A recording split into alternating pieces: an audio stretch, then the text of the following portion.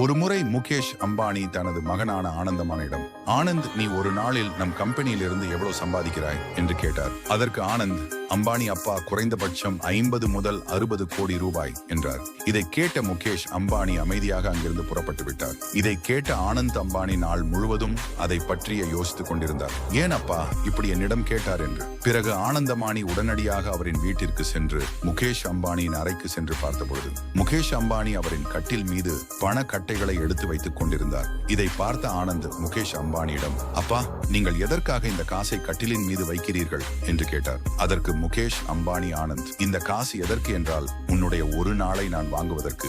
ஏனெனில் இப்போதெல்லாம் நீ வீட்டு பக்கமே வருவதில்லை, கம்பெனியில் தான் அதிக நேரம் இருக்கிறாய். இதனால் தான் உன்னிடம் சிறிது நேரம் செலவழிப்பதற்காக உன்னுடைய ஒரு நாளை நான் வாங்கிக் கொள்ளவா என்று கேட்டார். இதை கேட்ட ஆனந்த் அம்பானி முகேஷ் அம்பானியிடம், அப்பா, நான் செய்தது தவறுதான் என்றார். அதற்கு முகேஷ் அம்பானி, பணம் வாழ்க்கையில் முக்கியம்தான், ஆனால் நம் குடும்பத்தார்கள் வாழ்க்கை முழுவதும் நிரந்தரமாக இருக்க மாட்டார்கள் என்றார். இவையெல்லாம் கேட்ட ஆனந்த் அம்பானி தற்பொழுது அவர் குடும்பத்தாருடன் நேரம் செலவழித்துக் கொள்கிறார்.